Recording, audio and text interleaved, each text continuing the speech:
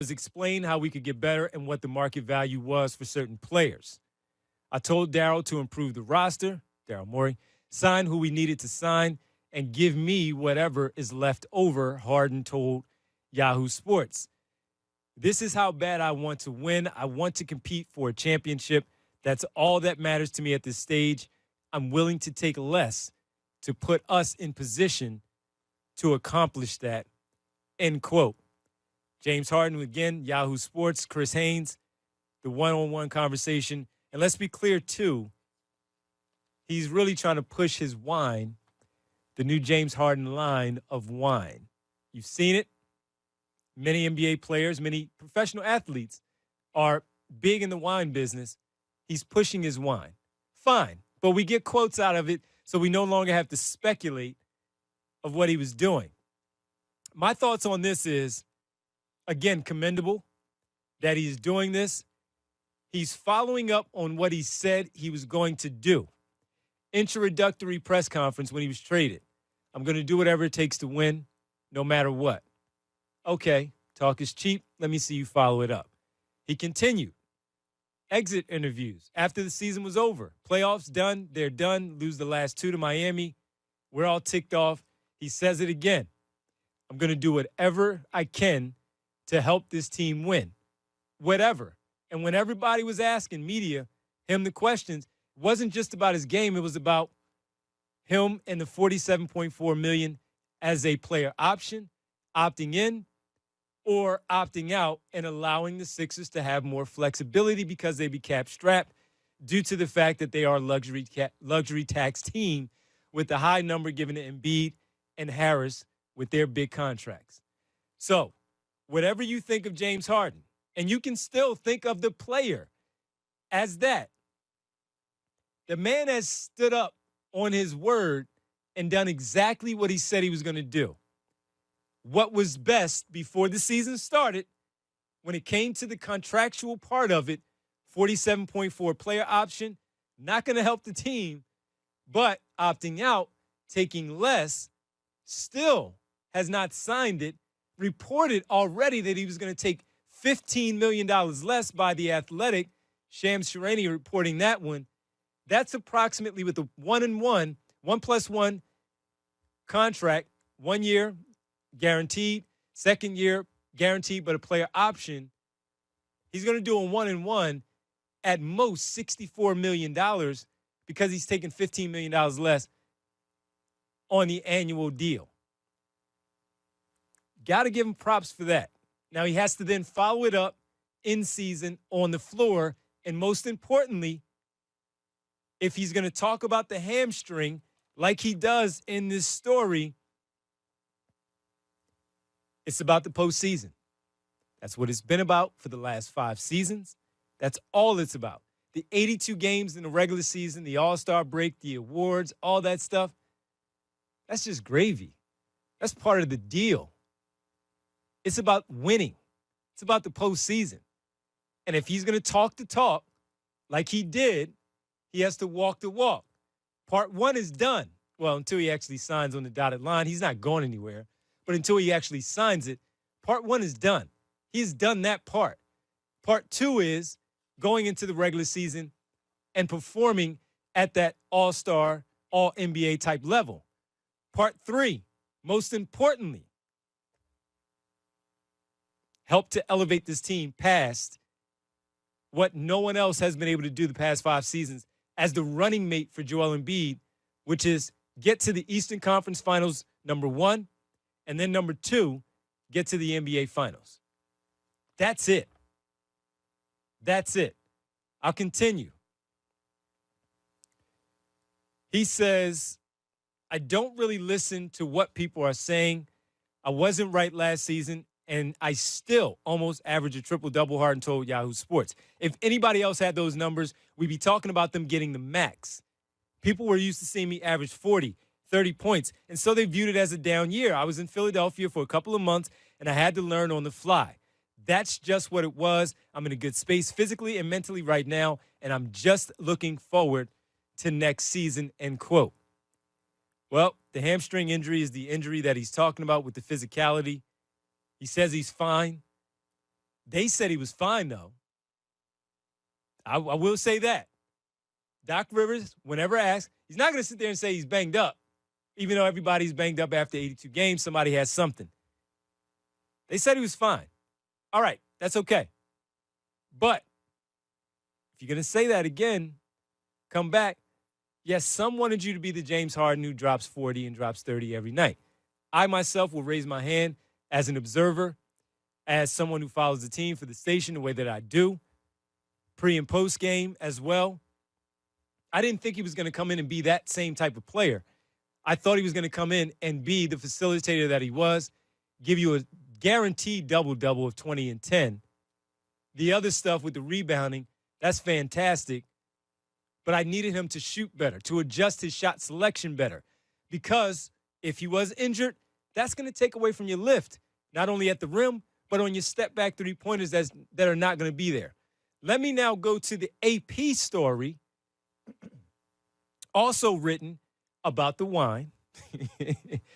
But see, it all keeps coming back to this wine. But that's really what it's about. Whatever. Hey, we're getting the quotes out of it about the game. Let's sneak some quotes in, but this story is about wine, but it's really not. It's really not. It's about basketball. It's about with basketball. Wine in there. Yes, absolutely. All right. He talks to Beth Harris, AP story here, Associated Press. And the one quote that stood out to me in this entire story, and I encourage you to go read it, check it out. The one quote that gets to me, really short, one sentence. Quote, coming back and being the aggressor, the scorer first and then the playmaker, is something that I need for myself, end quote, he said. All right. There are a lot of ways to take that. Score first, is this 25 to 30 points a night? Assist numbers drop? Or is it still, let me give you about 23. Let me give you a cool 23. But I'm still going to give you the 10.5 assists a night because I got to get the big fella going, Tyrese Maxey, and his speed and his ability now to shoot from beyond at a 42+% clip. And I know I have to give Tobias Harris some looks too. As the point guard, that's my responsibility. By the way, P.J. Tucker's sizing things up in the corner. I got to get him his looks for working so hard on the other end of the floor. What I need is 8 to 10 assists. May not be a double-double.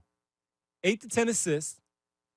If I see that I believe that he can still be that type of scorer that doesn't need to have 30, but still the impact, the threat of having that 30, I'm cool with that as long as you don't lose the idea of being the point guard as well. Because you need some order. You got a lot of mouths to feed.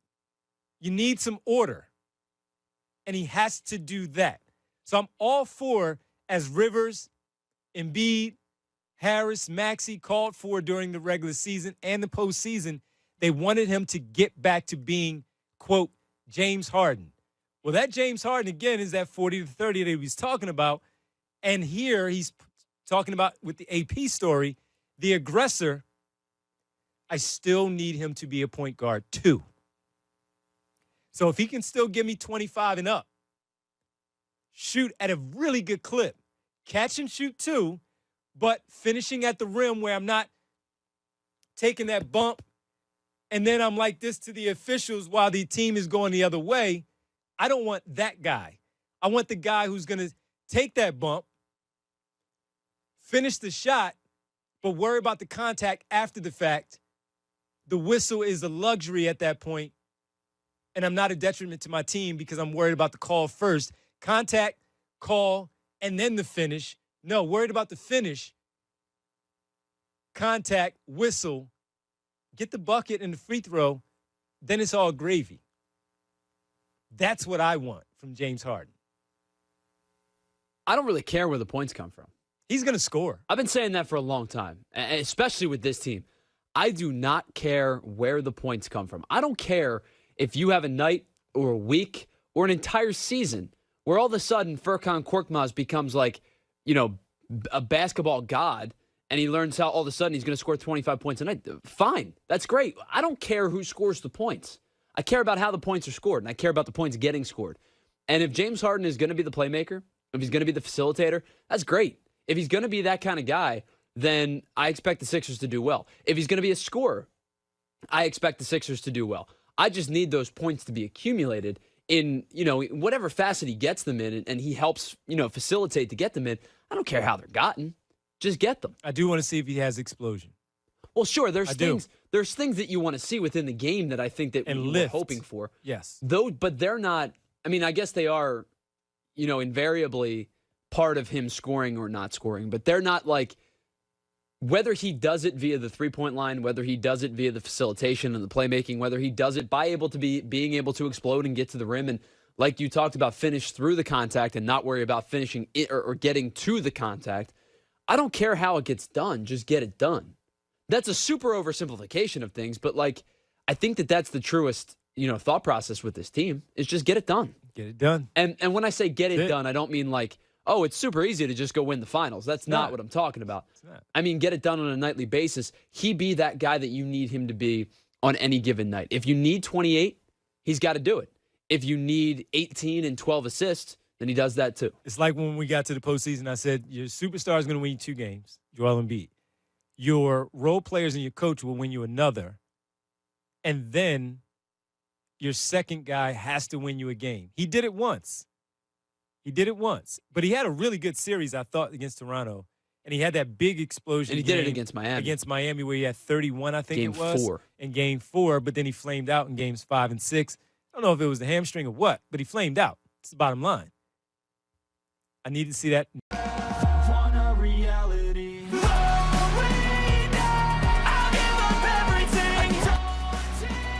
The NBA world had seen a very similar scenario play out like this before. James Harden had forced his way off of an NBA team before, and it was happening again. The superstar guard was frustrated with the Brooklyn Nets, and looked to join his second team in as many seasons. Harden was reportedly irked by point guard Kyrie Irving's wonky vaccination status, and upset with the Brooklyn front office. Many thought that Harden would have to wait until after the season to be traded, but Brooklyn caved. Right before the trade deadline, the Nets sent James Harden to the Philadelphia 76ers in a blockbuster swap. When superstar James Harden was traded to the Brooklyn Nets, it was supposed to be the beginning of an NBA dynasty. Harden was a former MVP, 10x All-Star, and 7-time All-NBA selection. His new teammate, Kevin Durant, was a 2-time NBA champion and 12x All-Star. His aforementioned teammate Kyrie Irving was no slouch either, a 7-time All-Star and 2016 NBA champion. On paper, the three were one of the most fearsome trios the NBA had ever seen. It was a perfect blend of veteran savvy, championship DNA, and offensive talent that could shred any defense in the league. It made the Nets an instant championship caliber team, and Brooklyn quickly became the favorites to win it all. Things were looking up for Brooklyn, until they weren't. After bowing out in the second round to the eventual champion Milwaukee Bucks thanks to an oversized shoe and injury struggles, the Nets were eliminated from the playoffs. James Harden dealt with a nasty hamstring injury, Irving sprained his ankle, and Durant was playing 44 minutes a game. It couldn't get any worse